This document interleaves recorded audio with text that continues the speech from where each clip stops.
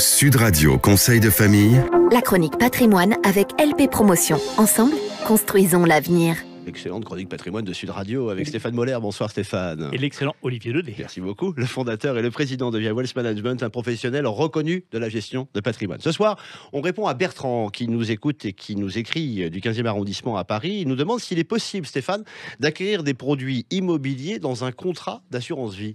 Question intéressante et pertinente de Bertrand. Bertrand, à cette question, la réponse est oui. Mais la façon d'investir dans l'immobilier au travers des contrats d'assurance vie dépend du contrat d'assurance vie lui-même et de votre profil investisseur. Le dispositif le plus commun est d'investir dans l'immobilier au travers de SCPI. Cette option est accessible à presque tous les contrats d'assurance vie en unité de compte. Rappelons juste, Stéphane, que les SCPI sont des fonds investis dans l'immobilier commercial qui distribuent des revenus fonciers. Oui.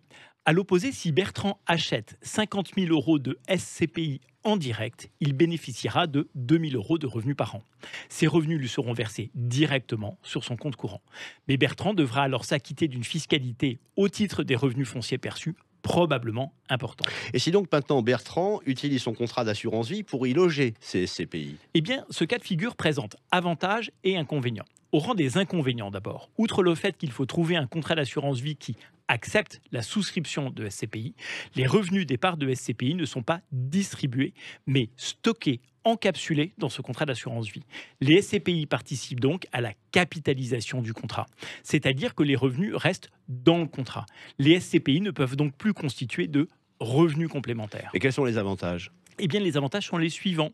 Comme les SCPI sont encapsulés dans le contrat d'assurance vie, ils ne produisent pas de revenus directs. Les loyers restent dans le contrat, donc pas de fiscalité. En fait, la fiscalité sera différée à la sortie des contrats d'assurance vie.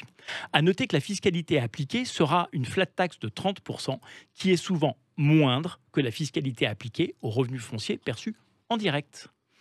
En fait, on s'aperçoit que dans les deux cas de figure, ces SCPI ne servent pas à la même chose. Détenues en direct, elles produisent un rendement immédiat et me permettent d'en recueillir les revenus. Détenues dans un contrat d'assurance vie, elles doivent participer à en doper le rendement.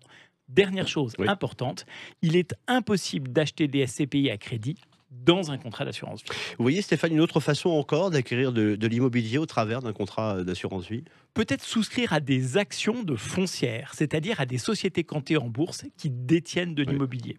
Mais la détention de foncières est un investissement beaucoup plus risqué que la détention de parts de SCPI. Et encore faut-il que le contrat d'assurance vie accepte la souscription de titres vifs. Rapidement, une autre formule ? Certains contrats d'assurance vie luxembourgeois, mais ceci nécessite de très très importants capitaux. On aura l'occasion d'y revenir. Un grand merci à vous, Stéphane. Conseil de famille à retrouver en podcast sudradio.fr. Et à votre tour, surtout, de poser votre bonne question sur le blog de Conseil de famille, conseil au pluriel-2-famille.com. C'est pour vous. On s'en sert évidemment. Et nous on se retrouve demain toujours ici. À demain, Olivier. C'était Sud Radio Conseil de famille. La chronique patrimoine avec LP Promotion. Ensemble, construisons l'avenir.